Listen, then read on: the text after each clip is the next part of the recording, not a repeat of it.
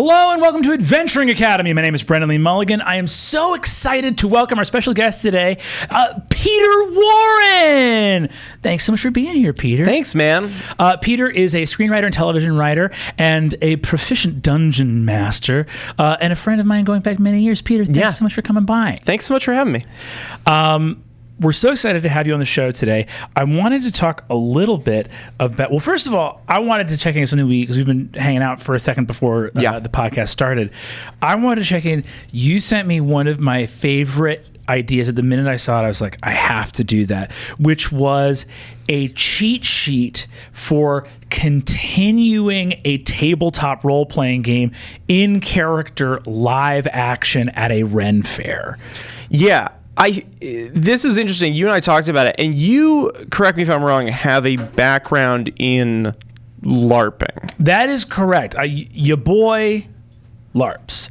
And has for many years. I was actually back at LARP camp this summer and had one of the best days of my life, which was I was LARPing in a field in upstate New York at 1:00 in the morning, and later that day was at San Diego Comic-Con playing a TTRPG with the lovely McElroys of the Adventure. Amazing.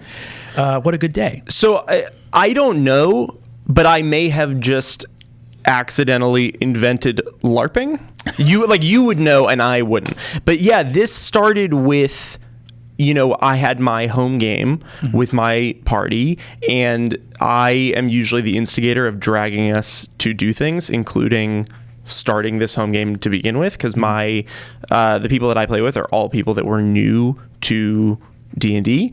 And so I wanted us to all go to the Renaissance Fair in upstate New York, as any self-respecting Dungeons & Dragons party should. And so naturally, I wanted to sort of incorporate this into the flow of the game, and so found a way to sort of incorporate a local festival into what was going on in the story, but I wanted to have some sort of rule set that could be used, so that we weren't just doing something like, sitting down at a table and playing a little bit of D&D while we were there. Like, was there a way to encourage people to sort of keep in character while we were there?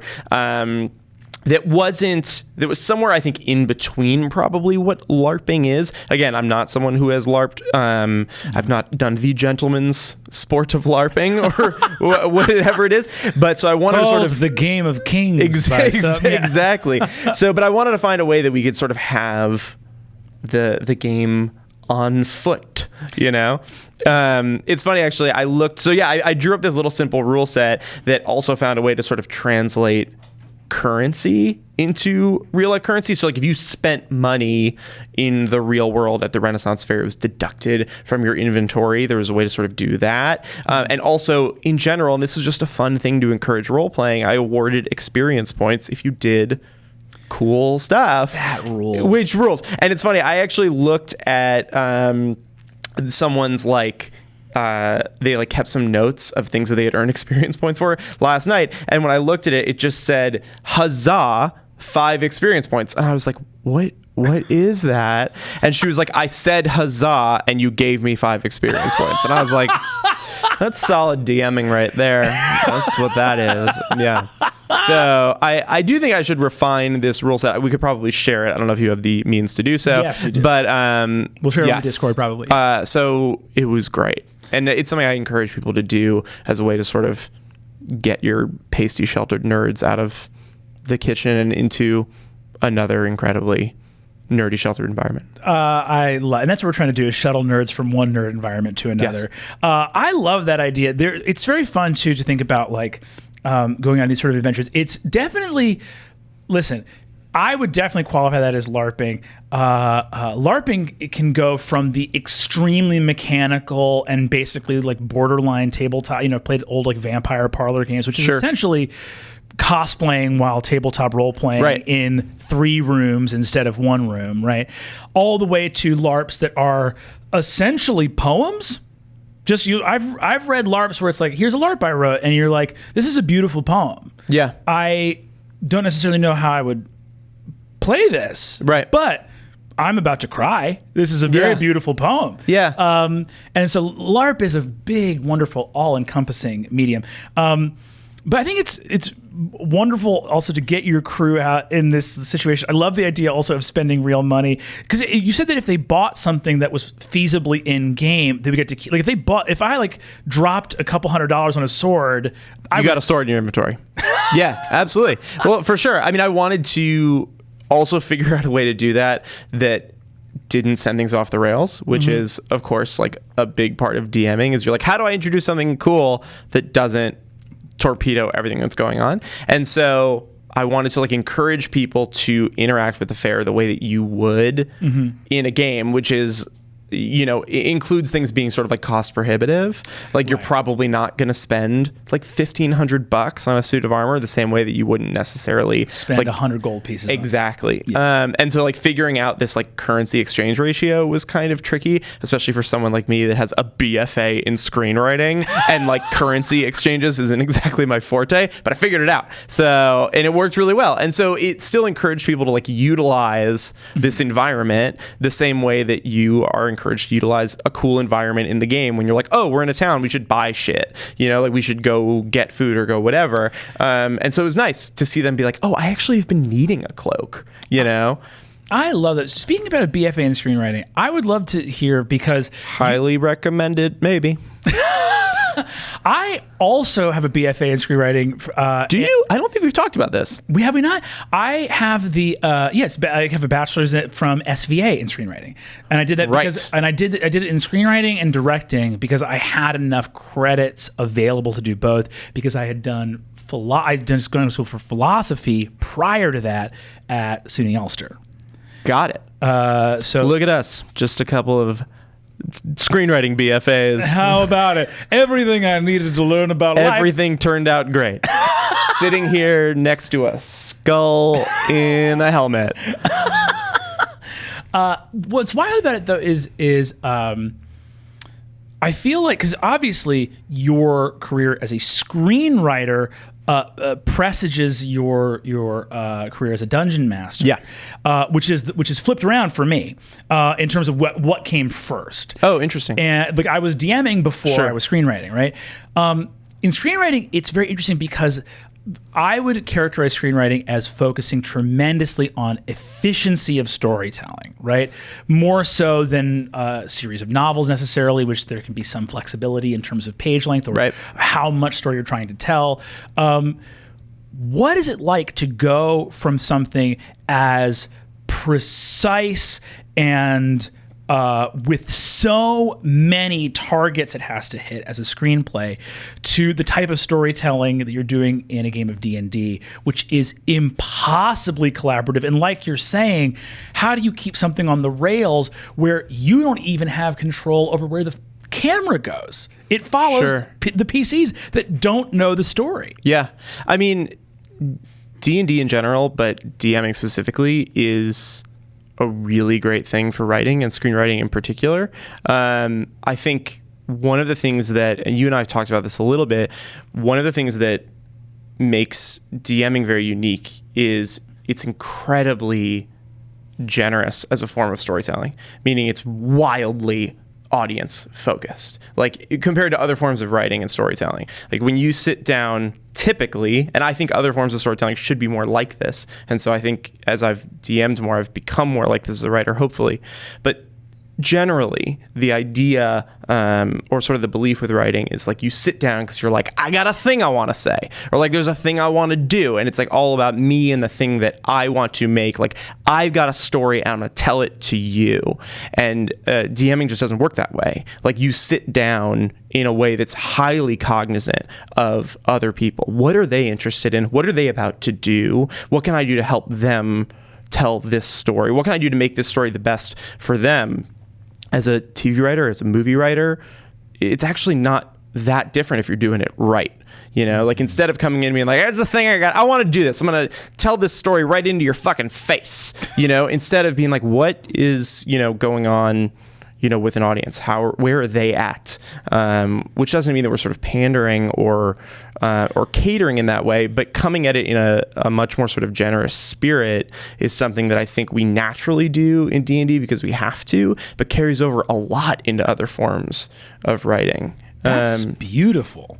I think that's profound. And I think what you're saying is too, like the generosity of spirit you're talking about is almost as simple as just changing up in your head almost what your goal is. You're just changing your motivation of going like, oh, right, I can't divorce the story I'm trying to tell from the experience of these people because they're literally at the table with me. I can watch as they get bored or invested. Yeah. Which is honestly a privilege and a gift. It's humbling. That I wish was available when you're sitting at the computer by yourself trying to bang out a novel or whatever. Yeah. It creates there's like a biofeedback loop a little bit too, which I think can be sometimes challenging to people, but it's also sort of the most exciting and best part is like you're right in it. You know what I mean? It's like it would be the equivalent of me going and sitting in a movie theater with an audience all around me, writing what's going on screen. And there's actually an interesting thing, and by interesting I mean horrific, which is when you create a pilot networks do this more so. It goes through a process called testing, which is after you've shot the pilot, they will take it and they will screen it for test audiences to sort of see how they react. And these are done usually in testing facilities in different parts of the country. They'll do it in Vegas, they'll do it in Chicago, and they'll do it in North Hollywood. And it's an imperfect system, and it's brutal because it's partly predicated on like who's free in the middle of the day in North Hollywood and needs $50. So it's like the audience also, it can be a little bit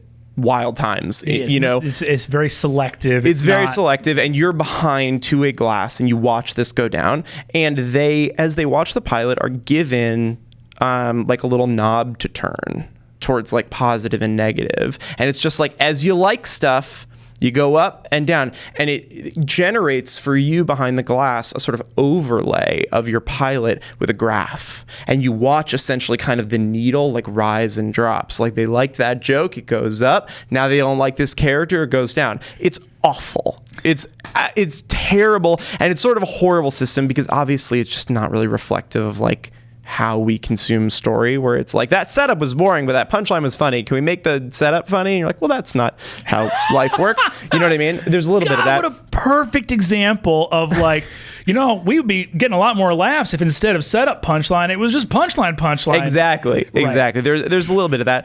But at the same time, in some ways, that's kind of what D&D is like you're right there with them, feeling what people are responding to. Right. You and I talked at one point that other forms of storytelling, I think I said this to you, it's like, I'm going to make something with pieces that I brought from home. And D&D is like, I'm going to make something with pieces that you brought from home. Yeah, absolutely. Well, and I think too, there's something interesting because the process you're describing in testing for a sitcom, which is obviously toxic, is actually very healthy in improv. And it's always why sometimes you talk to people, because I'll get people saying like, do you do stand-up? And I'm like, mostly no, I don't do stand-up. I like doing improv.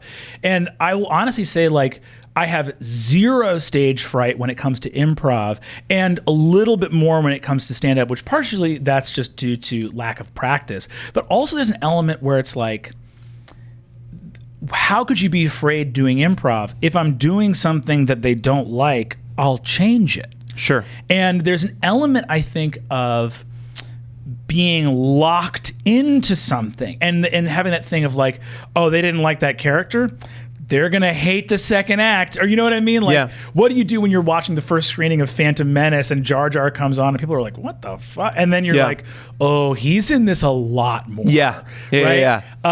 As opposed to something about the idea of D&D being extemporaneous means that the feedback is something that you get to incorporate immediately.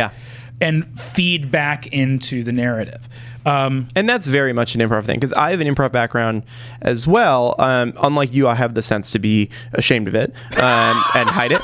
So That's where you and I are a little different. But it's very much sort of like improv is a wildly generous spirit of storytelling. Like you have to come in incredibly hyper aware of your partner and what they are bringing in. You know, it's sort of a 101 thing to not sort of barnstorm with like, I got a thing I want to do, you know what I mean? And instead of like, oh, you brought this, what is this? Oh, it's lovely, you know what I mean? Like that sort of very accepting spirit is 100%, you know, how we tell stories in D&D. You know, when characters are introducing bits in themselves or exploring parts of your story, you're like, wow, oh, look at that over there, that is cool, let's follow it, you know? Like that, all of that it really is a separate sort of path than the sort of typical narcissism of storytelling, you know, which is like, sit down, shut up, I got something to tell you.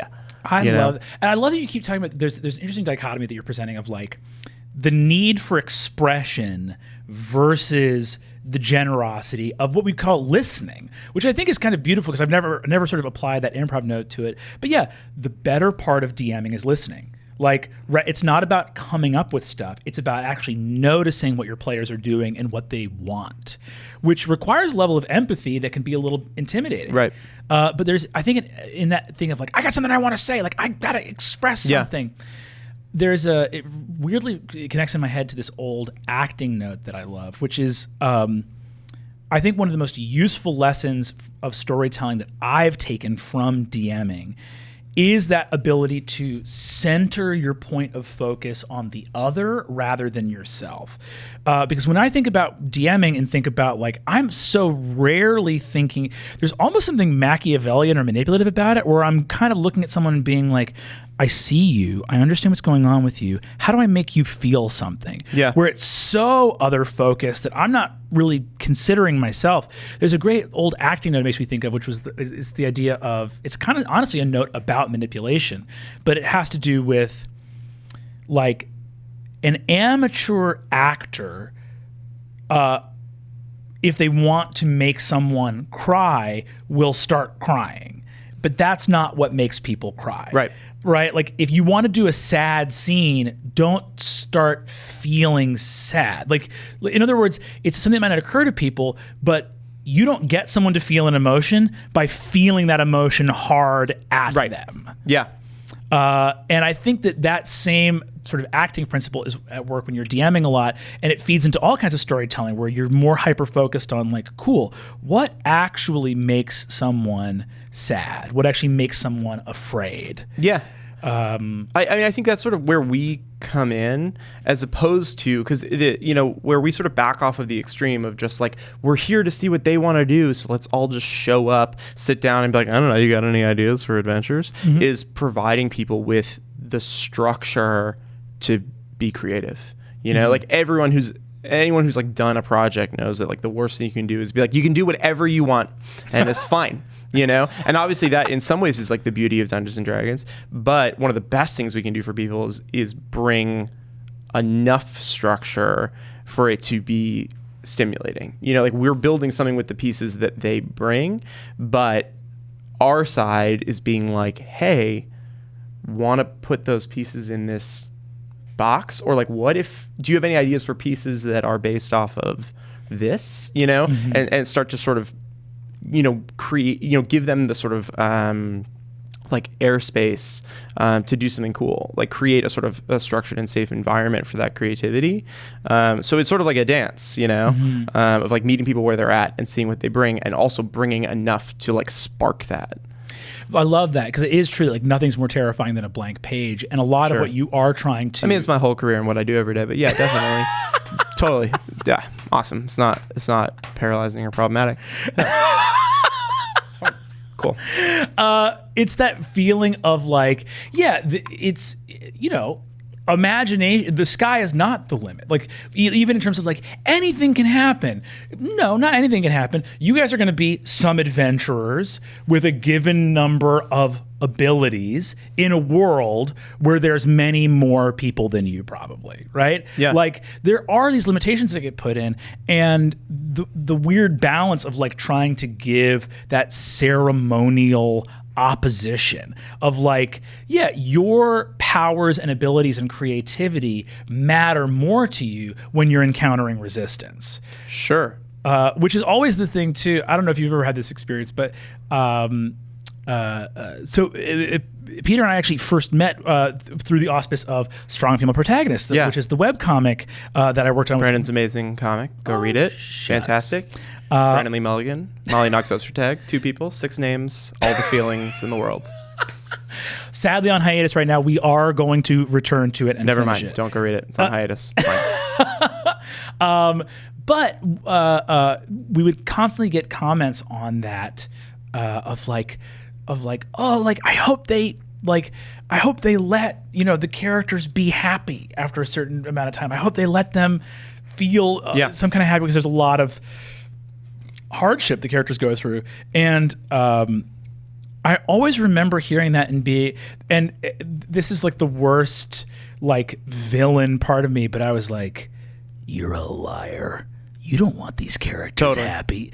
Oh, I mean, if you spend a little time in network television development, a note that comes up a lot is wanting to see people be very successful at their jobs, on the premise that like success and happiness, like, can they just be like a sort of like rich, successful, good looking, that this is very empathetic, the reality is like, no.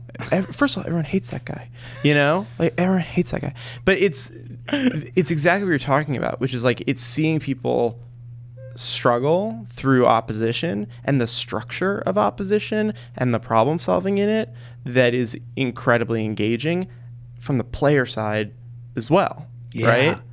Whether you're like reading a comic, whether you're in like in a scenario in a game, whether it's a television thing, whatever, it's like, meet this guy. He's doing great and everything's fine. I mean, this summer on a big network. Yeah, I mean, no one would watch it. Yeah. And there's an incredible thing too with like, something that I think you have to face up to at some point if you are a writer in any capacity is the deep sadism. Because bare minimum with a story is you approach a group of people that are maybe going to listen to or consume your story, and you go like, "Hey, I made up a guy. I'm going to make you like him, and then I'm going to hurt him." Totally. Like, that's messed up. Yes, totally. And I think sometimes where people, DMs in particular, get a little bit stuck is like, so am I trying to beat the players? Am I trying to kill them? Like this idea that we are, we hate the players. Like, oh, I'm gonna come up with something terrible. Like, wait till you see it. Oh, and it's like, no, that's not the point. I never ever see myself as like playing against them. Like, oh, I'm a fuck them good. At the same time, you don't do. I think a great piece of advice I heard somewhere is that like we are trying to make them into heroes, and you do that through creating challenge and opportunities for heroism, which is naturally, mortally terrifying and lethal, and but I always consider myself on their side, but they are only as good as the epic journey they are able to go on. I'm responsible for that journey or the opportunities for those journeys, but it's not that I'm here to be like, oh man, I love that, and I think that there's an excellent point there of my like hottest take about D&D and stuff like this is fundamentally, I would argue, Dungeons and Dragons is collaborative storytelling with a game expertly stitched into the fabric of how that story is told. But I would say the larger element of the two is a shared story rather than a game. Yeah. And the reason I feel that way is there is nothing in the rule book that says a dog can't play basketball. I'm sorry. There is nothing in the rule book that says you haven't read the dog basketball extension? By the way, I'm sure somewhere out there, someone was like, we've amended. We figured out the dog basketball. Here's the deal. Free throws are 10 and up. You hit the rim. Pugs only. Pugs only. I love that. But there's nothing in the rules that says a dungeon master can't take a first level party and drop 10 ancient dragons onto that party and just fucking roast them. So then the rules say you can't do that. So what's the thing preventing a DM from doing that? An understanding of good storytelling. That's the only thing stopping. So there is an obvious compact between dungeon masters and players to collaborate, and no matter how aggressive the DM is fundamentally on the PC's side, unless they are an actual like mean person playing a trick on you to like kill your characters, in which case don't go back to that DM again. But there is a fundamental, because if it was pure actual competitiveness in the game, the DM would win every single time because there's no limitations on their ability to present challenges. The only limitation is self-imposed from an idea of supporting a narrative.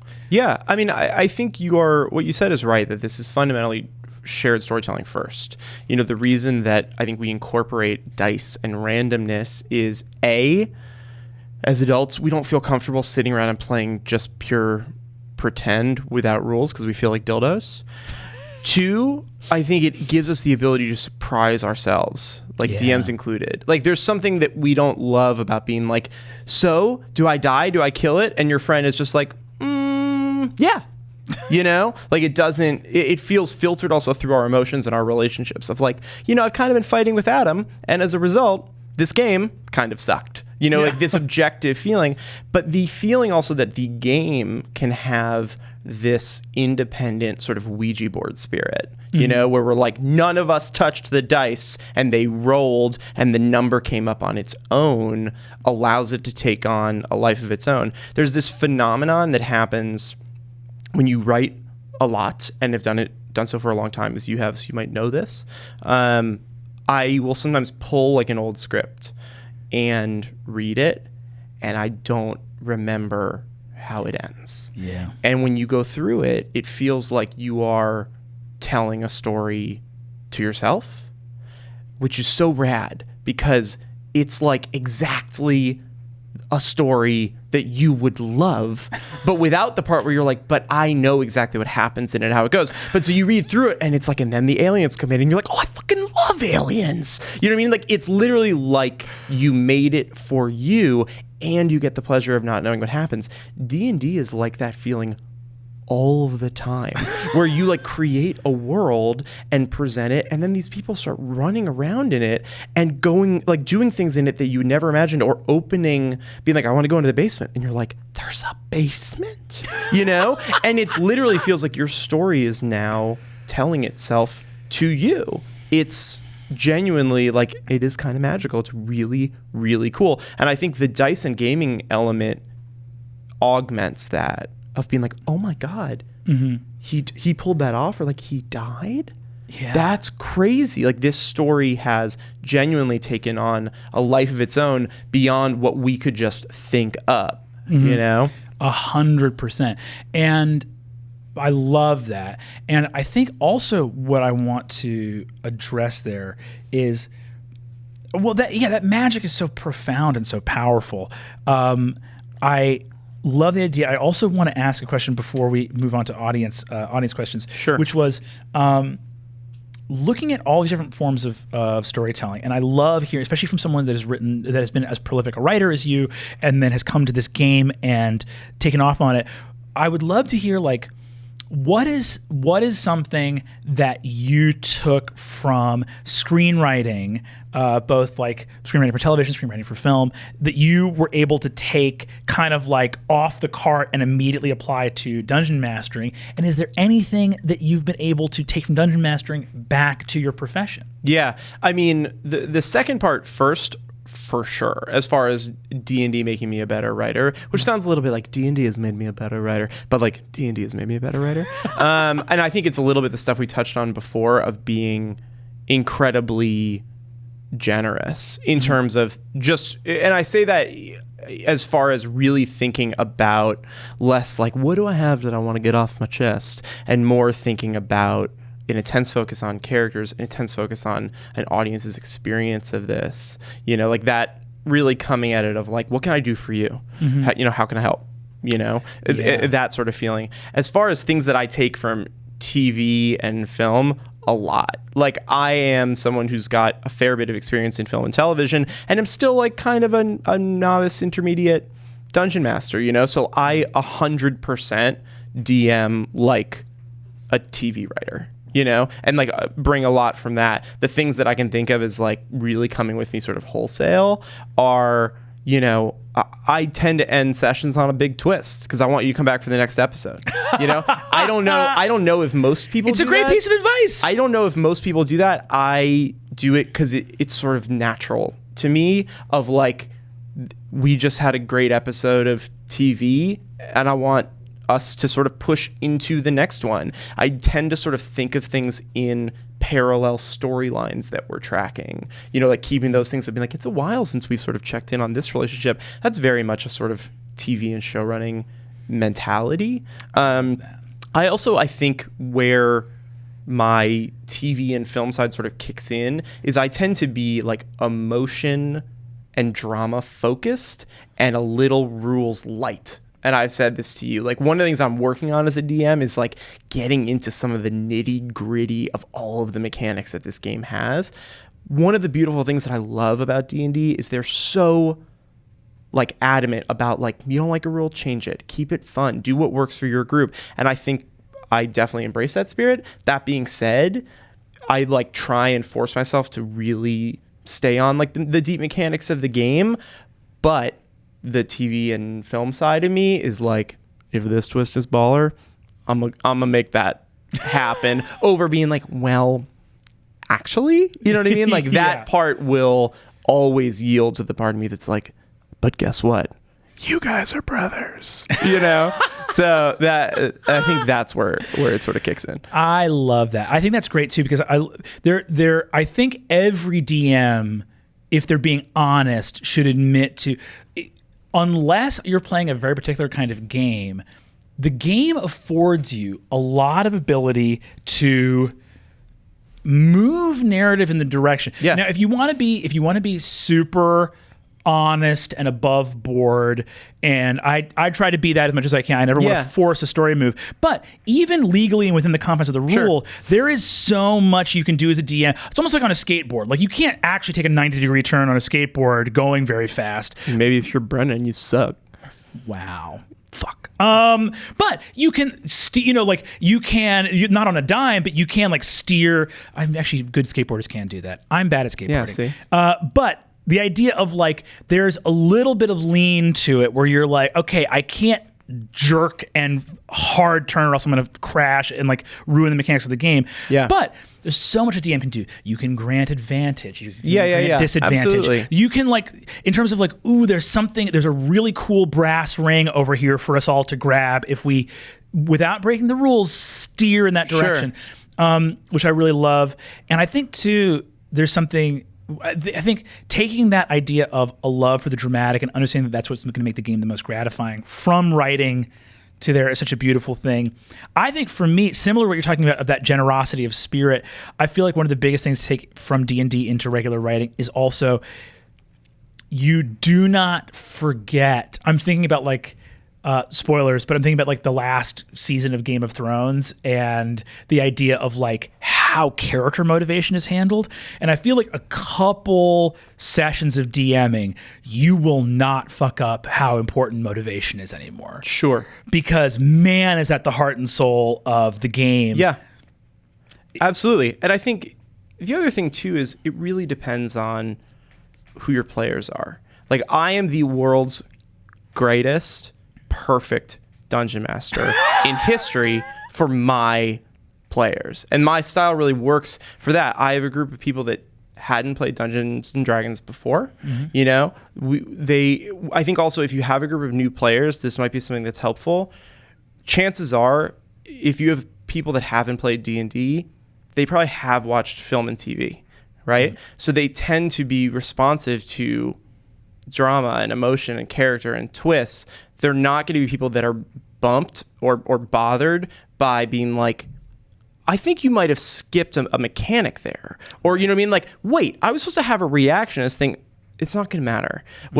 Frankly, what's sure. going to matter, especially in the early days, right? When people are acclimating, is the engagement with the story and the play style. So when you have people that are really accustomed to binge watching shows and those kinds of narratives, my play style works perfectly. People are used to TV. That's what I'm used to doing. And so there's a little bit of a hybrid there. Over time, as people become more accustomed to the game, mechanics are introduced, you get a little bit of a deep dive, you level up so you're in control of more mechanics personally. It becomes a little bit more detailed. If I were to go DM for a very different group, it might pull them out of the game that certain things that they are very attuned to aren't necessarily being incorporated. So again, it's like you have to sort of come to your players where they're at. I would probably shift my play style a little bit for high level players that are very, like mechanics and combat driven versus something that might be a little more, character and heart and fun driven. I totally agree with that. I mean, every complex system of rules requires adjudication, right? Like there's a reason that you can't just have laws. You need judges. You need people that are there and entire systems to like interpret. Like, okay, how are we going to interpret this? How is this? And especially with D&D, that's the role of a dungeon master, is to interpret those rules. And a lot of that is serving the community at the table. Look, I love a hard, strict, aggressive rule keeping when it serves the tenor at the table. If we're playing some grimdark, hyper lethal campaign where it's like, you will all likely die, then I'm like, let me get every harsh rule clarification that I can. But I think that if your community is at the table is saying like, we want this to feel like a fairy tale, or we want this to feel like an epic, like a saga, then I think as a DM, you go like, cool, we're going to adjudicate the rules. They're not all out the window, but we're going to adjudicate them with a bent in the direction of what we're all looking to achieve. Yeah, totally. I love it. I'm going to go grab these audience questions. If you're watching this episode of Adventuring Academy, you could have seen it earlier if you subscribed to Dropout. And I don't know why you haven't done that already. If you're watching this on Dropout, hey, way to go. Also, all of our questions are submitted on our Dropout Discord server, which is available to our Dropout subscribers. So thanks for submitting. This first comes to us from Danny Doodles. Hey, Danny. Danny's one of our community's many incredible fan artists. Awesome. Thanks for all the awesome fan art, Danny. Adventure Academy question.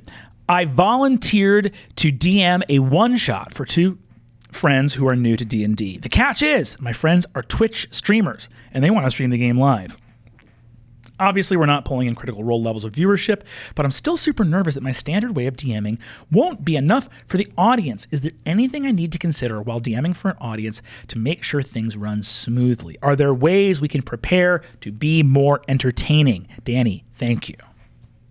No, I don't think, honestly. No, I wouldn't change your style at all. The whole point is, if you're going to share this with people, you want to share what you're doing authentically. I think if you try and like make it entertaining, you're going to end up doing something that's going to feel inauthentic and off, and people will sense that. I think if anything, it's sort of the opposite, which is you want to fight the urge to feel self-conscious or self-aware. So I would just set up in a way that you feel really comfortable with. Also, like you said, these are people that are new to the game, that you're to be DMing for new players. So regardless of what they're used to streaming in their like other gaming life, they're new players. So they'll need to be, acclimated and made to feel comfortable. So I would just worry about, setting up a session that makes new players feel excited and at home. And I think as a result, an audience will too. I think that's perfect. Yeah, that's correct. The, authenticity and people like, I don't know if anyone here's like, I've worked a lot as a camp counselor and as a tutor with young kids, and without fail, a kid being like, who wants to come play with my toy that I brought? People are like, no. A kid just playing with a toy on their own, it's like, ooh, this is fun. I'm having a good time. Whoosh. Nothing is as intriguing as somebody just doing their own thing. Yeah.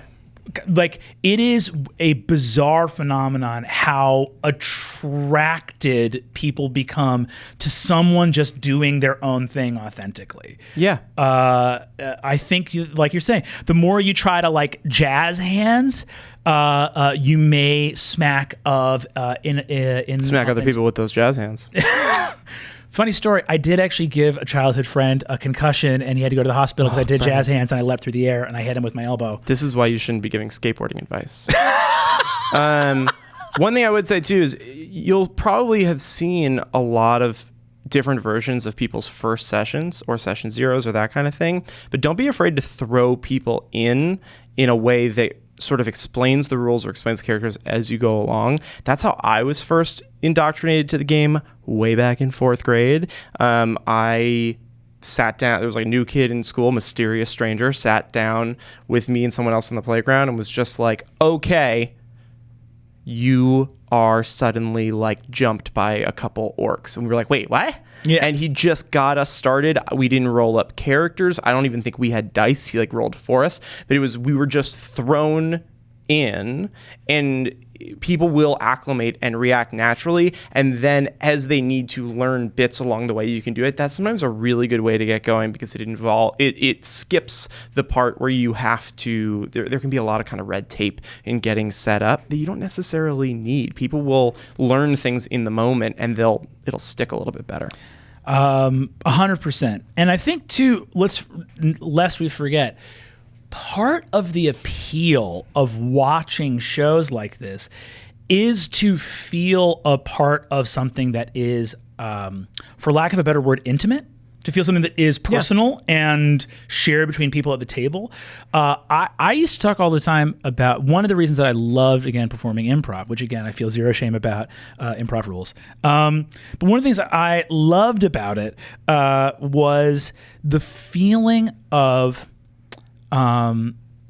improv is at it because people would talk about like a connection to the audience, and you really need that when you're doing something like stand-up, or you really need that when you're speaking directly to people. One of the things that felt the most freeing to me about improv, and I would tell my students, they'd say like, what about the audience? What about the audience? I would be like, with as much respect as possible, and I mean this from a place of deep love, fuck the audience. You're not there for them. The most freeing thing about improv is I go out on stage, I'm just here with my scene partner. There's nobody else in the entire world other than the person that I am sharing eye contact with, and I'm there in that moment.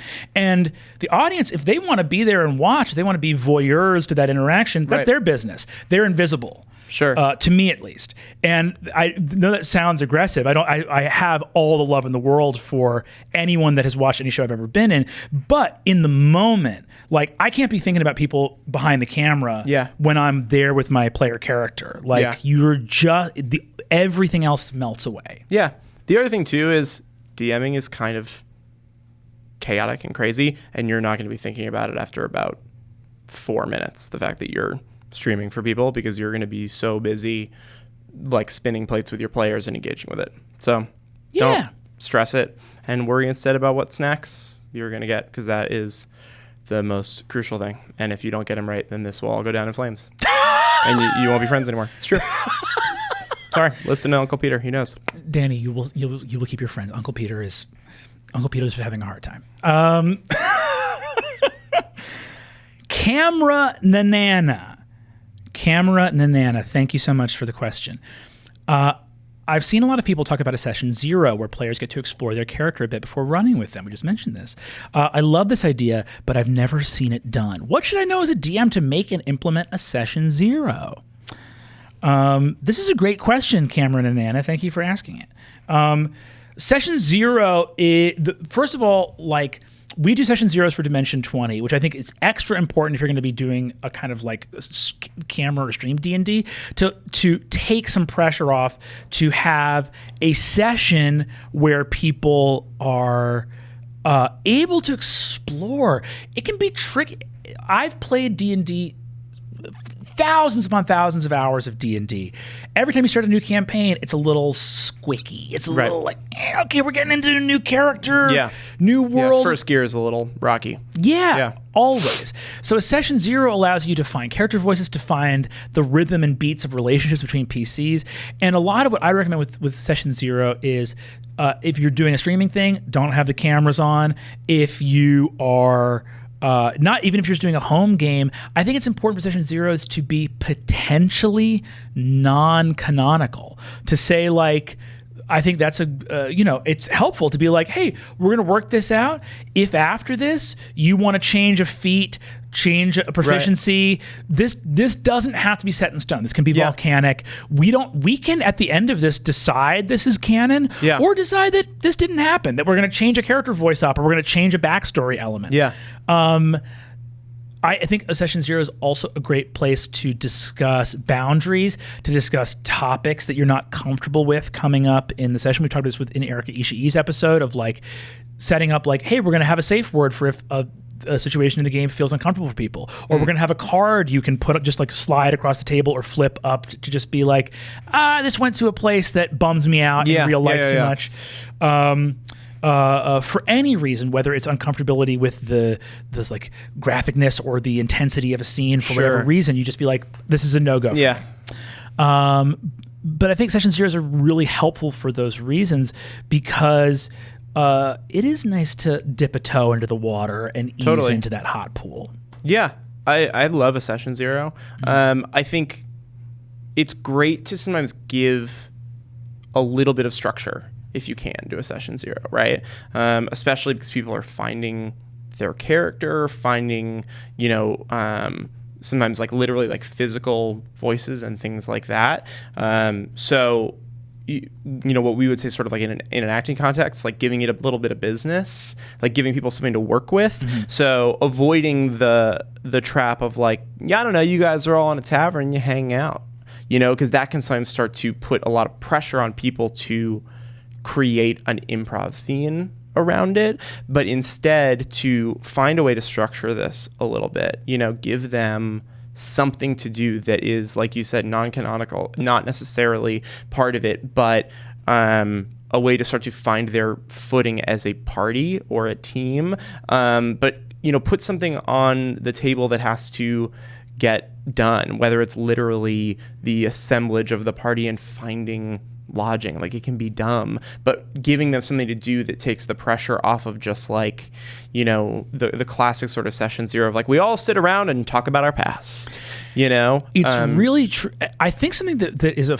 weird phenomenon I've seen with games too, that people might not expect, is backstory is great. Like, written backstory for a character is great.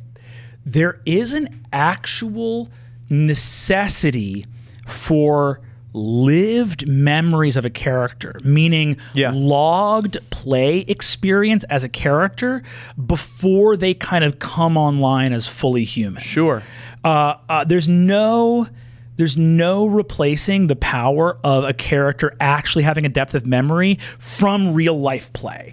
And so in early sessions, as characters are coming to life, they need, going back to what you've been talking about, which is structure. It's really hard to know what your character wants to do when you have no memory of them. So much of our desire is also wrapped up in our memories of our past desires and past selves of who we were once upon a time. Man. So, like momentum and velocity require trajectory. They require the idea of like where you came from. And so it can be really challenging for people to make like when you have brand new players and if you just go, what do you want to do? They're like, I'm a fake person, so I don't know.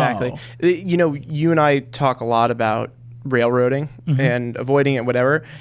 This is the time that I would railroad a group into something. Like, this is primarily because it's not going to matter, right? Like, we're not railroading them into story. We're not railroading them into like a quest. This is not the campaign, but I would feel very comfortable throwing something in that's very concretely mine in terms of story.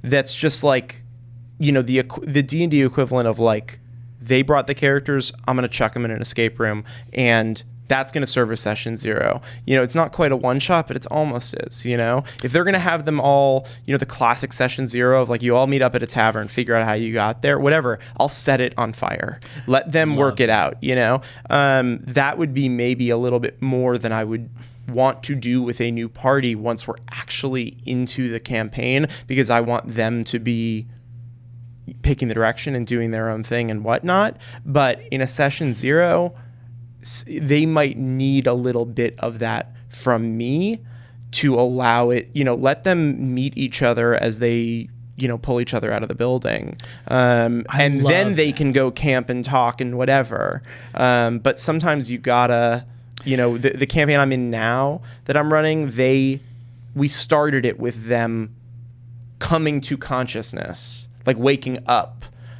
like chained up in a jail, sort of in adjacent cells with no memory of how they got there. You gotta end media res, folks. You gotta start. Look at that. That's that BFA in screenwriting paying off right there. No, I truly believe that. I think what can happen is a lot of times, like, you'll be like, well, it's the beginning, so it should feel like a beginning, and let's start soft and slow and ease in. And I think that can be a mistake sometimes. I think like it doesn't need to be crazy, although it can be, but a beginning kind of should feel like a middle in some ways. You drop people, boom, and we're going. Yeah. Whether that's something a little bit softer, just like, oh, we're starting by establishing what the character wants, or we're starting in the, like, rather than being like, hey, you're starting and you're a little kid on a farm and you want adventure, starting with like the whole town having like coming out and being like, don't go, Jimmy, we don't want you to go on this big adventure. The kids all, it's like, oh, it's already happening. Like, because I think it helps people get into character to be like, oh, people are already reacting to something going on. And I mean, fuck it, if you want to go whole hog, I think one of my friend Connor Gillespie that I played with my whole life, one of my favorite introductions, he was playing this like orc swashbuckler, and we started his scene with, I started his character introduction with a successful attack roll against him. The first line of narration was, in the pitched deck of the ship in the middle of the storm, the Rastling reaches out and slugs you across the thing, and the captain says, Jantar, make sure they don't get the amulet. Love it. And he's like, got it. Great. Well, also, it's, one of the questions we always are like telling people is, just ask yourself, what would blah, blah, blah, your character, like, what would they do? That only works if there is a situation that kind of necessitates that question, right? It can't be like, you sit down at a table. What would Brennan do? It's like, I don't know how to fucking sit at this table, So you do sometimes have to provide a way to get there. That can be a great session 0 that really has people amped for session 1. I love it. Last one, this is from Blashley333. Thanks, Blashley. Hey, Blash. I had a regular problem with players inviting friends without warning. Playgroup has been up to 12 before, and because I didn't want to leave them out, I let them play. Well, that's You're nice. Very generous, as we were talking about. I have on a few occasions asked my friends to stop bringing people to the D&D nights, because it makes it much harder for me to create interesting, fun stories with that many people. They have listened, but the people who have made characters still come occasionally, and this makes it hard for me to manage the people and find ways to bring people in and out of stories in a way that doesn't break immersion. Do you have any tips to make more adaptable scenarios for the number of people present? Now, Blashley, we're going to answer your question, which is there in the very last line. Do you have any tips to make more adaptable scenarios for the number of people present? But there's a lot of stuff earlier in this that we should address too. There's a whole bunch going on here. I feel for you, first of all. It's cool that lots of people want to come play, by the way, and it's cool that you're letting them play. It is tough. My first instinct, and you should feel free to disagree with me on a lot of this, and I have a feeling also that you'll have some cool solutions because you've helped me with some issues that are sort of similar in the past. One is you want to put some of the onus of solving these problems on your players. Not in a fuck you way, in a cool way. Meaning, if you've got people that now have established characters in this world, but aren't consistently playing, they're showing up and they're like, hey, I want to play, I haven't been here for a few weeks, make it up to them to figure out where they've been and why they're back in a way that doesn't, like you said, break immersion. Like if you feel like you're like, oh my God, they're back and I have to figure out why that makes sense because we've, the party's moved to a totally different geographic location and now they want to show up and I have to figure that, no, you don't. It's their character. So it's okay to be like, that's great, come play. You have to figure out, you're showing up and tell us where you've been and how you got here and make a really cool thing. That's where that piece we've been talking about of like, you're building something of pieces they brought. So have them bring pieces and tell you. That's sort of the first bit. The other part is how you corral a game of a large amount of players, which is a pretty common DM issue because it just brings up issues of like initiative, like large combats and those kinds of things. That's sort of a separate problem, which is just a big table. And that's hard. It's really hard. And also, here's the thing. Your players all know. They all know that there's a problem. Because nobody wants to... If your players are with, 9 to 12 players around a table, if you're doing a regular combat, people are probably waiting, an hour to 90 minutes between turns. You know what I mean? Like if you have 12 players at the table... Wow.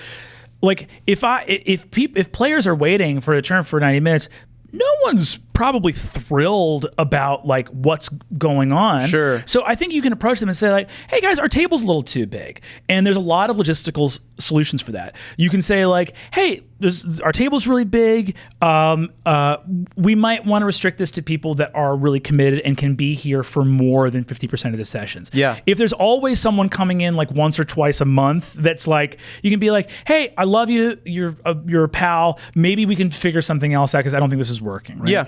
I think what you can also sometimes do is go I only have so much bandwidth. This is too many players for me to handle. Everyone needs to be chill with that because you're doing the work as a dungeon master and you need to be able to set your own boundaries. This is not a situation where you're Bilbo and a bunch of dwarves show up and you have to feed them all out of some weird sense of politeness. You can actually be no Bilbo. Bilbo needed to set boundaries, and you can succeed where Bilbo failed. But I think what you can do is you can say, hey, I can't run for this many players at once. We're going to split up into 2 groups, so we'll do alternating weeks. You know what I mean? You should definitely feel comfortable, running things scheduling wise, and at least people should be able to give you a fair heads up on if they're planning on bringing someone or those kinds of things. That's a fair adult ask. Again, it's cool that people want to come and whatever, but it would be nice if you sort of knew. One thing I would throw out, I don't know if you're having this problem because it's not sort of specifically in there, but if you are having trouble with people showing up and then needing to roll up characters, which takes forever and bogging things down, something that's not a bad solution is to have a stack of pre-rolled up pre-gen characters that you can just slap out to people. So when there are guests of a manageable size that you're into, you can be cool, you're going to be this person, here they are, and go, so that you don't have the additional time of someone showing up and then wanting to build a character for forever and having a million questions. They can even hold on to it and have it be consistent. Character creation is another thing that can bog it down. You can also do, and this is something that Brennan taught me a while back and was really helpful, is have them play, an NPC or a side character that you've been running, or, again, that sort of goes back to offloading a bit of your work onto someone. Don't feel like everything is your responsibility to figure out for them. Find a way for them to sort of work with you as well. It doesn't necessarily solve the problem of long combat turns and everything, but it will, I think, help you feel like you're spinning plates a little bit less. Absolutely. To answer your actual end of paragraph question, other than addressing the sort of issues we see with your situation in general, I would say the simple solutions to what you're talking about is to potentially... Starting a new campaign is rough, but maybe restructure your campaign to be more what we call a West Marches campaign, right? Which means that it's structured to allow players and their characters to come and go, right? The original West Marches was sort of I think a mercenary company or something like that. Mm-hmm. So it was oh, so-and-so's not here. Yeah, they booked a job up north. Sure. And now they're back down here. I ran a West Marches style campaign because I was running a game at a summer camp where any staff member that was working that week, I wanted to allow them to play. So geographically, it all happened in one city and was focused on crimes, right? It was focused on here's the heist, we're all done, right? in those instances, I think, so in other words, the best way to make it easy on yourself is to structure the story around the logistical situation. You can't do the Fellowship of the Ring if you've got 15 fellows in the Fellowship and the lineup changes every single week, where it's like, how did you get to the Bridge of Khazad Dûm? It's like, wild, man. I fell in a barrel back in Bree, and I guess the river wound up. Have we met? We haven't met yet, have we? Oh yeah, this has been great. You're in here too. Yeah, exactly. So I would say you can make a single location quest where it's all in one city or one place, and you can design the adventures around the idea of what's a type of adventurer where the lineup changes all the time, and that's cool. Mercenary Company is a fun one. Thieves Guild's another fun one. Magic Police Force, if you want to do like a arcane Law and Order. Like what allows that kind of thing to happen.